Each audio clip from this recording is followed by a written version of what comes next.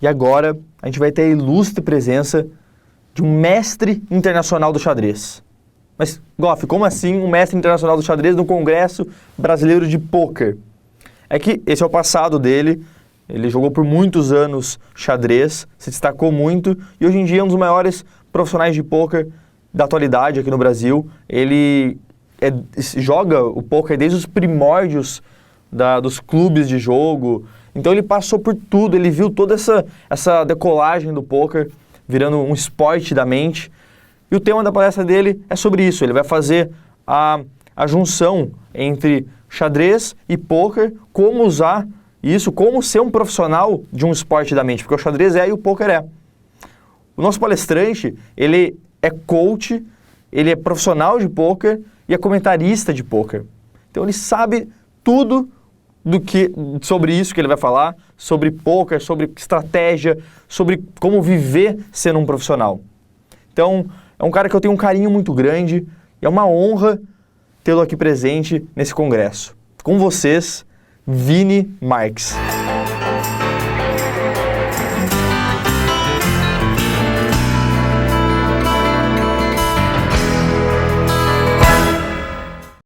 Fala galera, eu sou o Vini Marques, é um privilégio muito grande estar fazendo parte desse corpo de palestrantes do Congresso Brasileiro de Pôquer. Primeiramente, eu gostaria de agradecer aos empreendedores na figura do seu Gabriel Goff e do Guilherme Cardoso, realmente mentes brilhantes que estão levando o pôquer a outro patamar, né? Fico muito honrado com esse convite, tenho certeza de que o pessoal de casa vai curtir todo o conteúdo. Queria desejar aí boa sorte aos meus colegas de congresso, aos palestrantes, mandar aquele salve pro pessoal de casa. Eu vou falar aqui um pouquinho para vocês de pôquer e xadrez.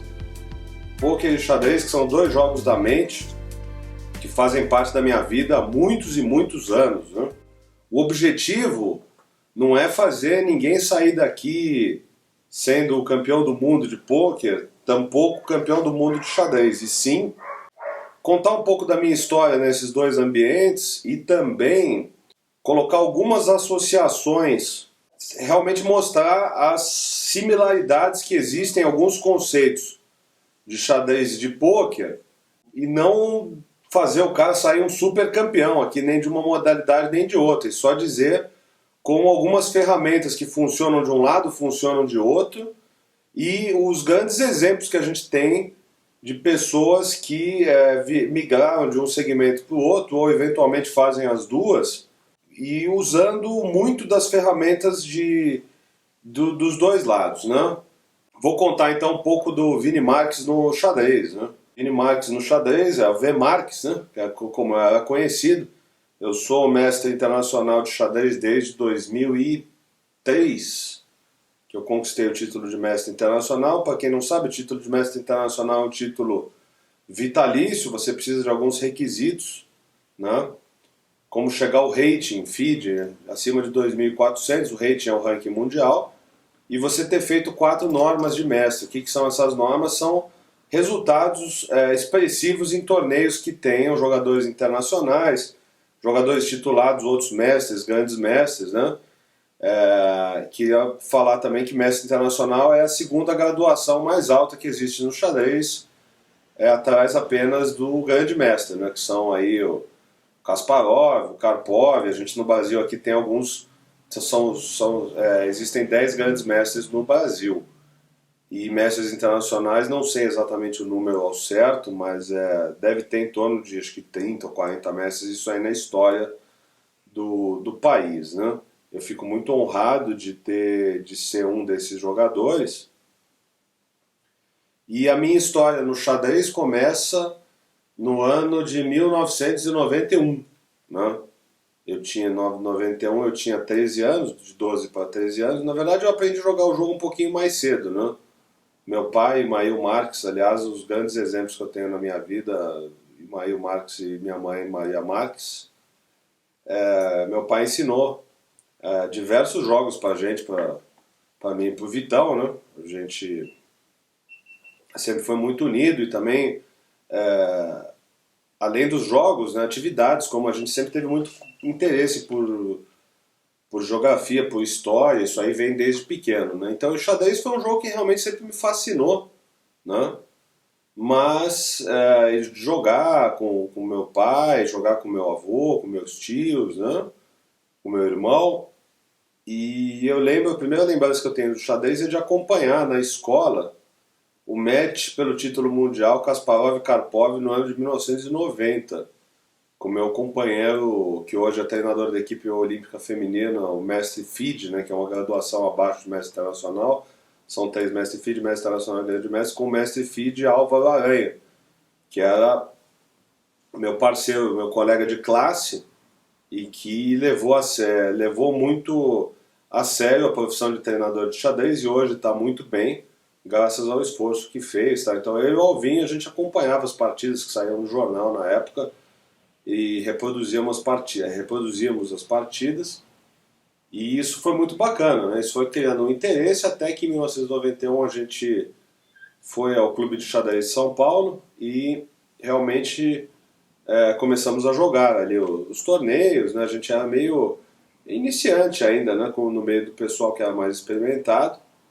E aí tive a oportunidade de ir no clube que eu era associado da ABB, na Associação Atlética Banco do Brasil, a começar a ter aulas de xadrez com o professor Ângelo Gutierrez, que era um excelente professor. E aí comecei a estudar, né? A estudar bastante, comecei a me interessar muito. E aí o primeiro torneio que eu participo é o Aberto do Brasil de Bebedouro, em 1992. Eu tinha 13 para 14 anos, né, no qual eu fiquei em terceiro lugar dentro da minha categoria, né, que era sub-14. Né, e participo na sequência do Campeonato Paulista da minha categoria e acabo ficando, acho que em sexto ou sétimo lugar, até que nada mal para quem estava jogando um torneio com tão pouco tempo de estudo. E aí começo a cada vez ficar mais interessado no jogo, começo a estudar, tanto com o professor, tanto em casa. Meu pai assinou uma revista americana de xadrez, a Inside Chess, e eu pude...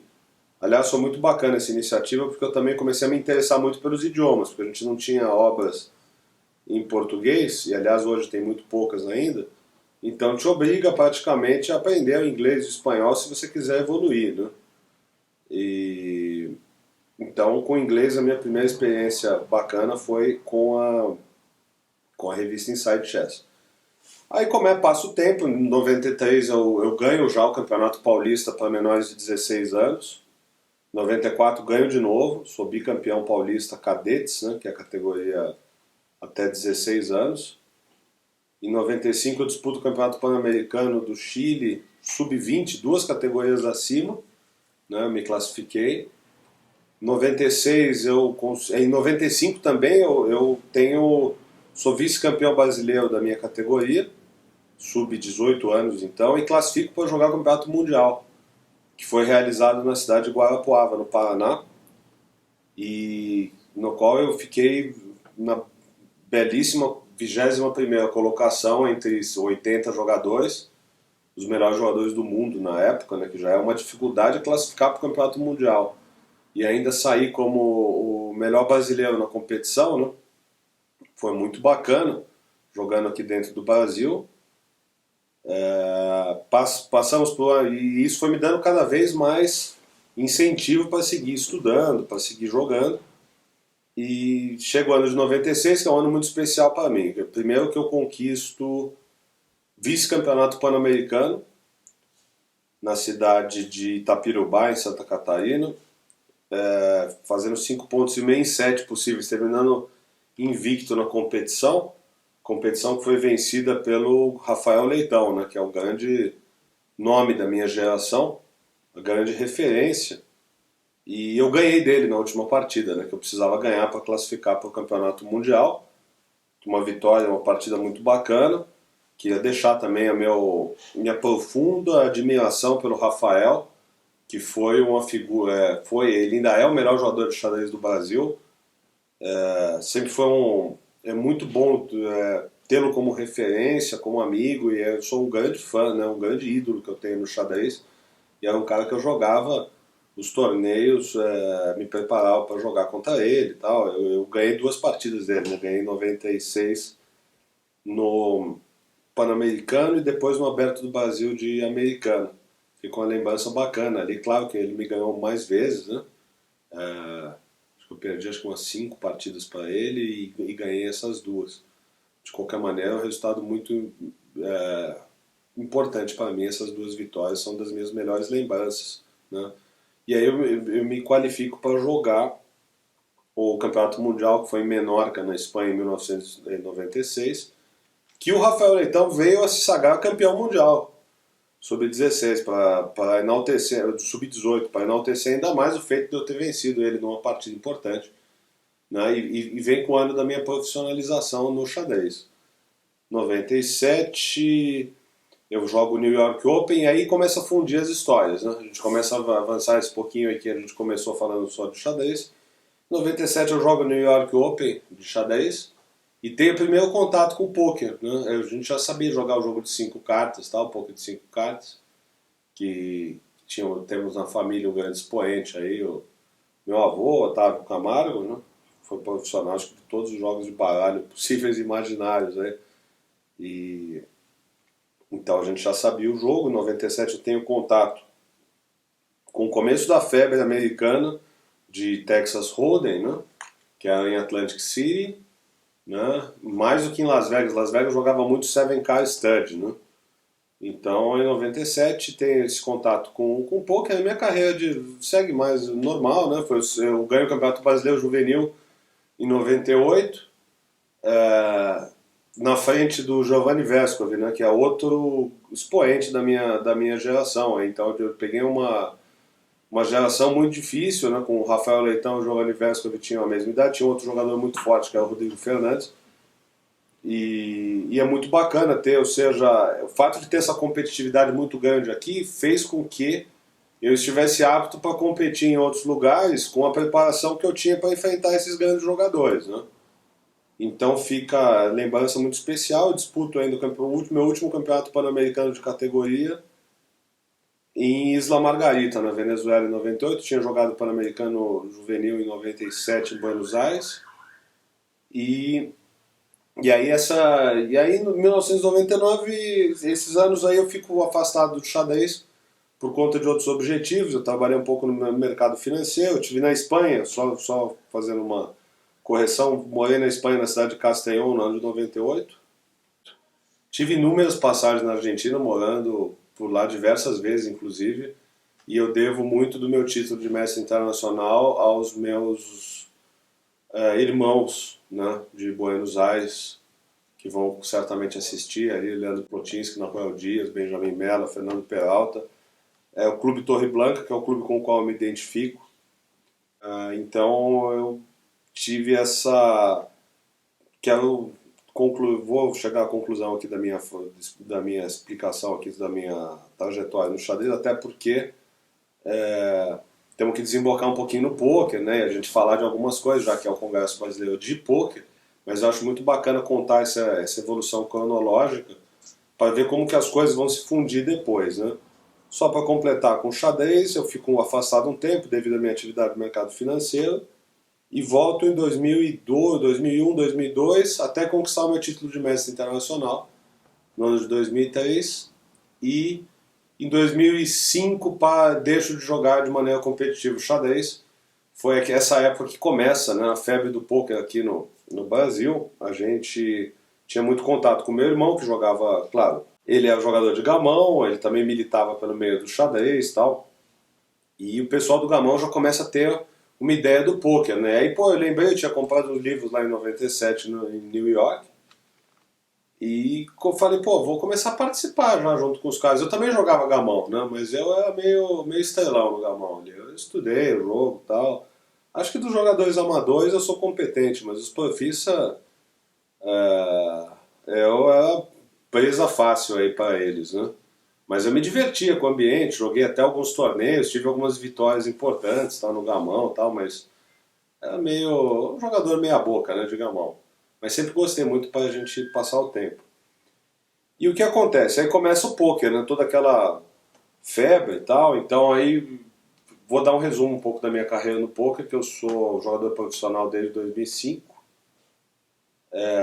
Fui comentarista, aliás, sou acho que o Cláudio Adão das mídias de poker, né? Fazer esse relato aqui, porque eu fiz todas as mídias quase possíveis.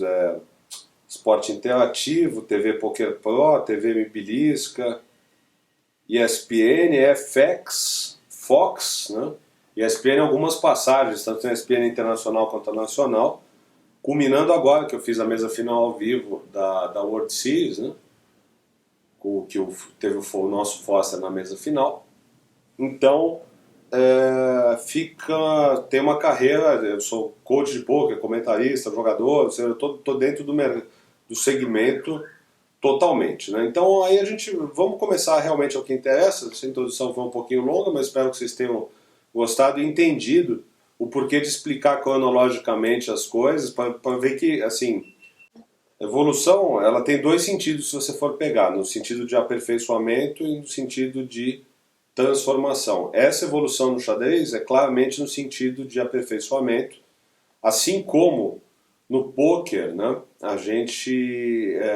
a minha evolução de jogador de 2005 para cá é no sentido de aperfeiçoamento. E depois, logo agora, eu vou começar a falar sobre algumas habilidades que a gente vai entrar também na questão de evolução como transformação, né? O que acontece? O que o poker e o xadrez têm de tão comum, né? São ambos jogos de estratégia, jogos da mente, que possibilitam, né, a gente colocar alguns dos nossos comportamentos humanos dentro daquele ambiente restrito, né? Isso aí, inclusive, é uma das bases da teoria dos jogos, que é de von Neumann, né? Muita gente acha que é do Nash, mas o Nash deu uma revigorada ali no modelo, mas a teoria dos jogos vem de von Neumann.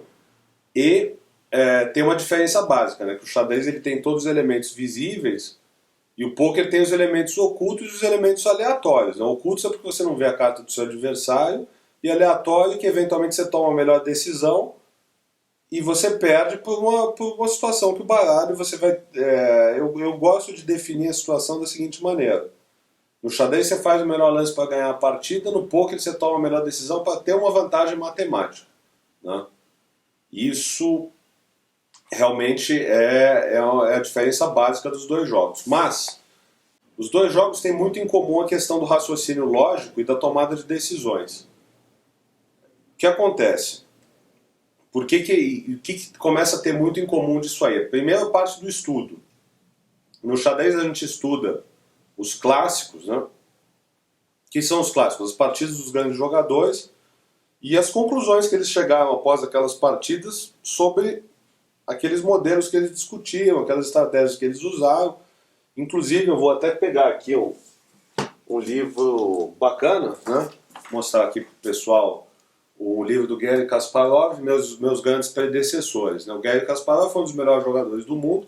Esse livro está até autografado para mim aqui, pelo próprio Kasparov, pelo mestre internacional Vinícius Marques, né? Isso aqui é o ano de 2004, quando eu tive o privilégio de ser um dos comentaristas para o público do torneio Cidade de São Paulo, que teve Kasparov, Karpov, Anand e companhia.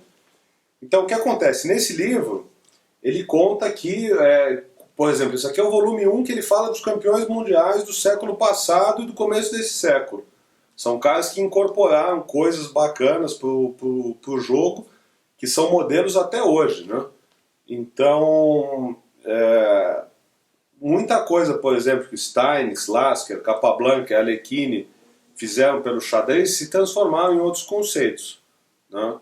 E aí a gente fala de evolução no sentido de transformação, não única e exclusivamente de aperfeiçoamento, ou seja, os modelos que vão existir de evolução, né?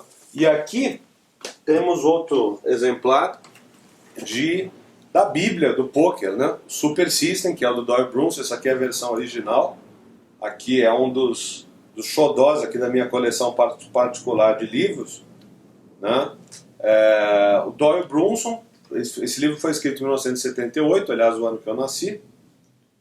E isso aqui é o que a gente chama da Bíblia, né? Entre aspas, do poker. que acontece? Isso aqui é o primeiro grande tratado de pôquer que ele analisa o jogo daquela época e começa a pensar alguns modelos. Ou seja, isso aí tem é muito parecido com o xadrez.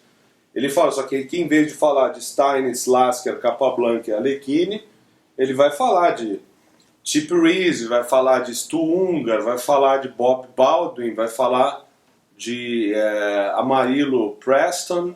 A gente chega à conclusão que nos dois jogos, no xadrez e no pôquer, o estudo dos modelos estratégicos, táticos, né, que foram formulados lá atrás, eles ajudam os jogadores hoje a entenderem muito melhor algumas situações.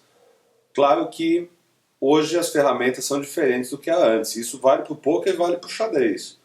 Né? O pôquer antigamente também a gente não tinha os bancos de dados, a gente não tinha os hold'em manager, poker tracker da vida, né?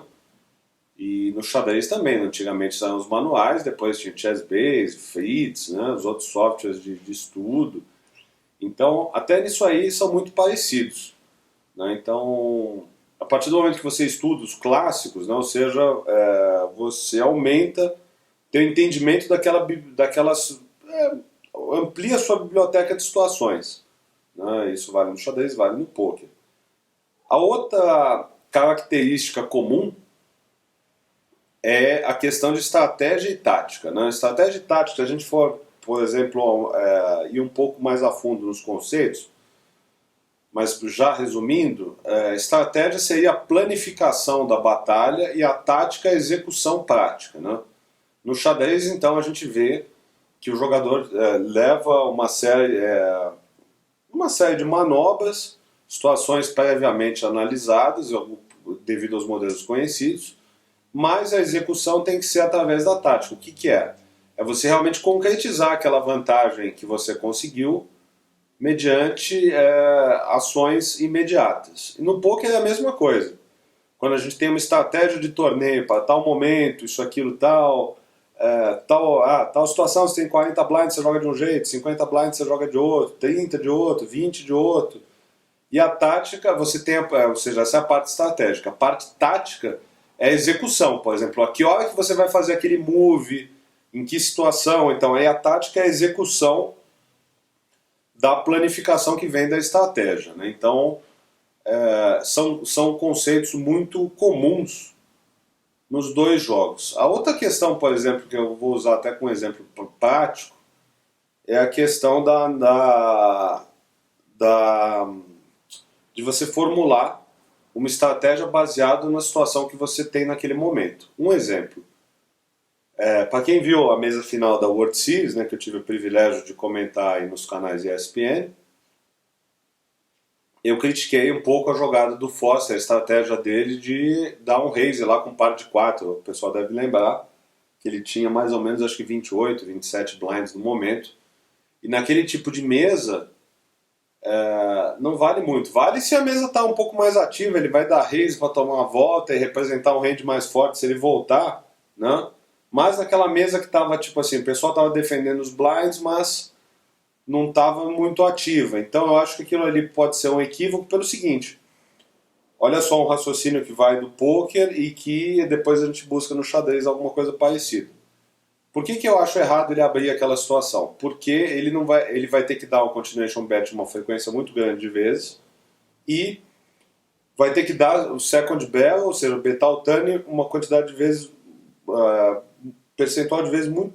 Para a jogada ser lucrativa, o par de 4, ele vai precisar dar C-bet, second barrel muito frequentemente. Para você dar C-bet, second barrel muito frequentemente, você precisa ter mais stack. Então, na minha opinião, deixar claro aqui que eu torci muito pelo Foster, eu acho que ele é um feito ímpar, né? A gente colocar ímpar literalmente, né? Porque foi o único brasileiro a chegar na mesa final do main event da World Series.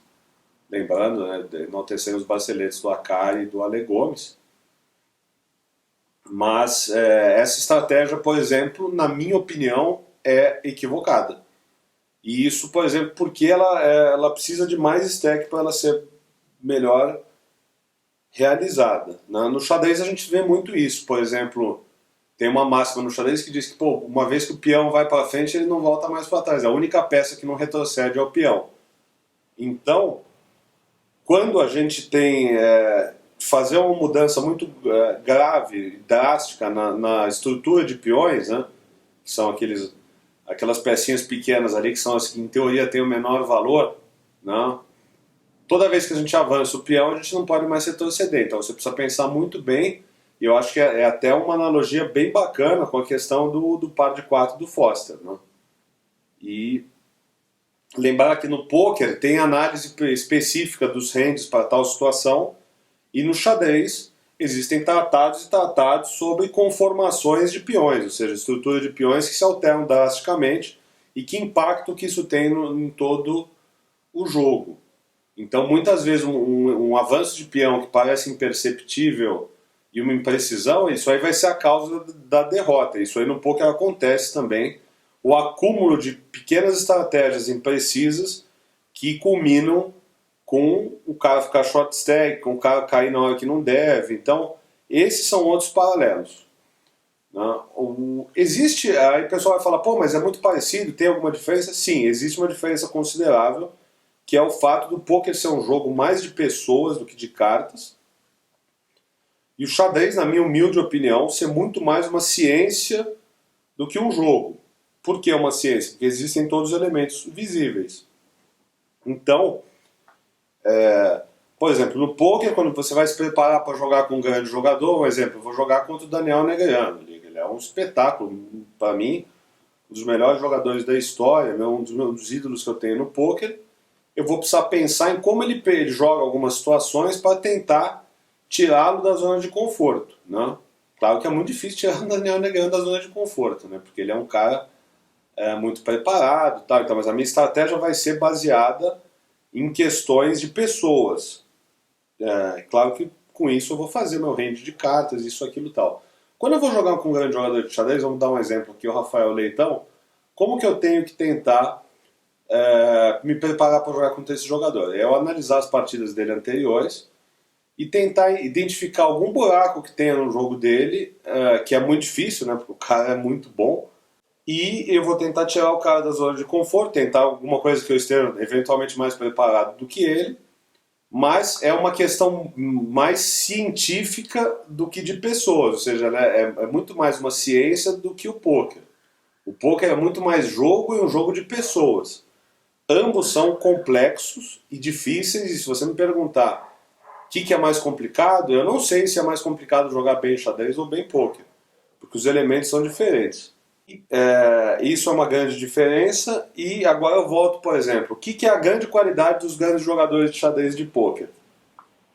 No xadrez, o melhor jogador é aquele jogador universal, aquele cara que calcula bem, que joga estrategicamente bem, que joga taticamente bem, é o cara universal. No poker é a mesma coisa, aquele jogador que sabe identificar qual hora que tem que atacar, qual hora que tem que defender, qual é a vantagem que ele vai ter. Então, assim, a universalidade, o cara ser universal é uma característica para o jogo vitorioso de xadrez e de poker.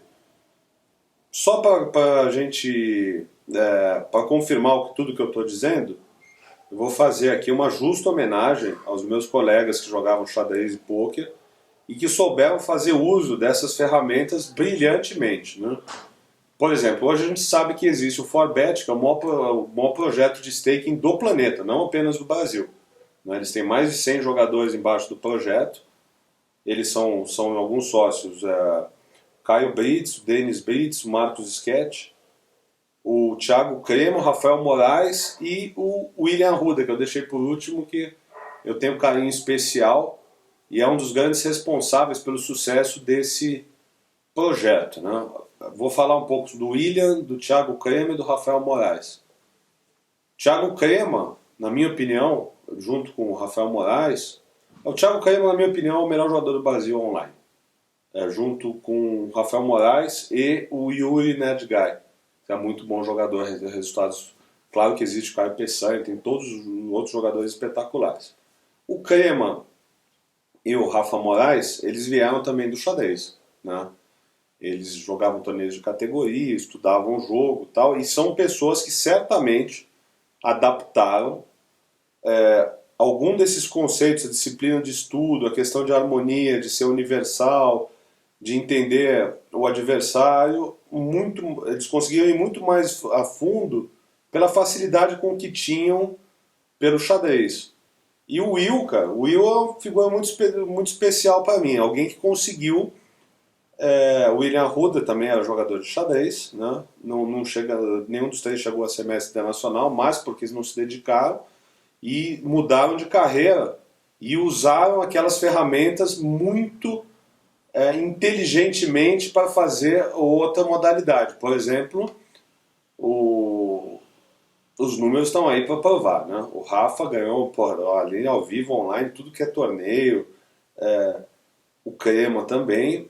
Agora o grande mentor disso tudo é o William Arruda, que era do xadrez, e que colocou o ovo em pé, ou seja, conseguiu usar muito daquelas ferramentas que vinham do xadrez para aplicar no poker profissional e de resultados.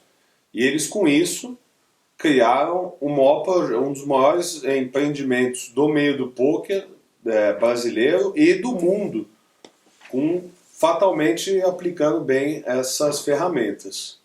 Não posso deixar de mencionar também alguns jogadores que fizeram com sucesso as duas atividades. Vamos lá.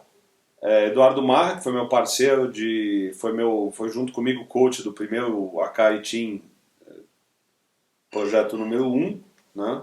Que também é um jogador profissional de pôquer. Teve na mesa final do BSOP com o Vitão, 2000, Guaraná de rolha ali, né? 2000 Guaraná de rolha, e joga o Marra High-Low, joga Sitting Go, joga torneio, joga tudo muito bem. E também foi um grande jogador de xadrez, né? Fernando Viana, também grande jogador de xadrez e excelente jogador de pôquer, um dos melhores do Brasil. Empreendedor também no pôquer agora com o seu time, o Smart Team, né? Fernando Viana, Eduardo Marra, acho que são os mais relevantes, né? O Juninho Medeiros, que é campeão brasileiro de xadrez amador, que é um excelente jogador de pôquer, um cara excelente jogador de cash game, espetacular, né? Então, queria deixar essa menção também para essas pessoas que ajudaram a gente sempre nas conversas, a gente sempre estreita alguns paralelos, né? E acha algumas analogias. E falar rapidamente de deixar aqui a minha homenagem, acho que dos dois jogos ali, dos grandes nomes da história ali que eu tenho como referência, né? No xadrez, Bob Fischer, que é o meu ídolo máximo no xadrez, Bob Fischer, Kasparov, hoje temos o Anand também é um dos grandes ídolos que tenho, e agora a promessa não, é o atual campeão do mundo, né? Promessa há uns 3 anos atrás, né? Que é o Magnus Carlsen, que é também já se firma como possivelmente um dos grandes jogadores da história, né? Acho que ainda falta aí para ele chegar no nível do Kasparov e do Fischer, mas é uma opinião particular, né?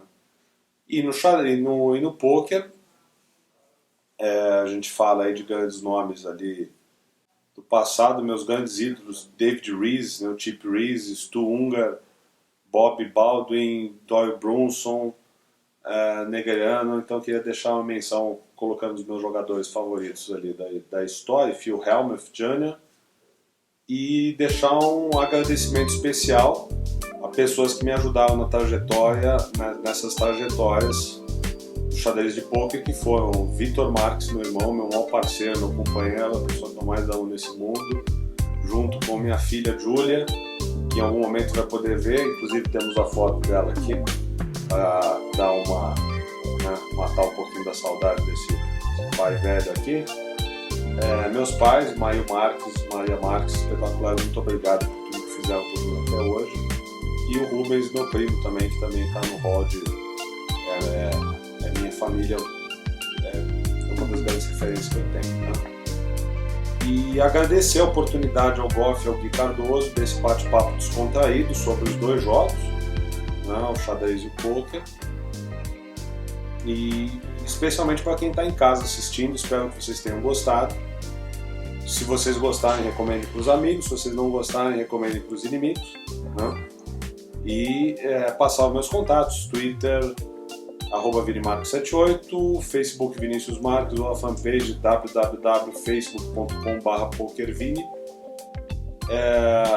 Entre em contato comigo aí por qualquer mensagem, sugestão, proposta de workshop, palestra, coaching, transmissões e afins. Então, galera, muito obrigado, valeu pela oportunidade, é um privilégio ter aqui falado para vocês.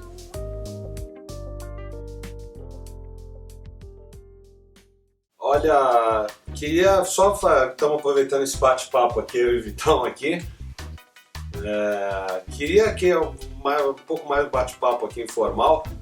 O Vitão, como poucas pessoas sabem, além de foi um grande jogador, ainda né, mas se dedica aos home games eventualmente, mas ele tinha uma façanha também que era ser um grande cavalador, né? Ou seja, isso sempre tocava com as pessoas certas. Vitão, queria que você falasse pro pessoal um pouco, uma vez que um célebre torneio em Punta del Este ali, que o senhor tinha feito 2 resultados, uma vez puxando $15 mil, outra vez $25 mil. Numa terceira viagem, o Vitão não fez mesa final e ganhou o prêmio do terceiro ou quarto lugar. Então conta um pouco pro pessoal como é que foi esse evento aí. Lembrando que é uma grande habilidade do Vitão, além de ser que é um bom faro para negócios, né? Pois é, essa história foi engraçada, né? Que a gente foi lá pra Punta, confiante, né? Aquela confiança, vamos jogar contra os tiozão. Nós, né? Nós, o tiozão não sabe nada, quem sabe somos nós. Não adianta nada, né? Não adianta nada. E aí fomos lá, jogamos como nunca, caímos como sempre. Eu e Vini, né? Só que a gente tinha Marcelo Carabina de cavalo, que ficou na terceira colocação. Tinha o André Acari que veio a cravar, né? De cavalo também. E tinha um percentual muito bom aí dessa turminha fraquinha aí. E aí deu um dinheiro bom. Não sei se foi o prêmio do quarto, mas foi um prêmio bom. E essa viagem tem uma particularidade, né? Eu não sei se pode falar, mas acho que pode falar, né? Depois de tanto tempo, né? Prescreveu, acho. O André Acari ganhou o prêmio, ganhou aquele cheque maravilhoso, né? Que tem no SOP, no cheque pro primeiro colocado, estava lá. Uma quantia muito grande, né? Uma quantia importante. E o que aconteceu, né? Veio todo mundo sem declarar nada, né?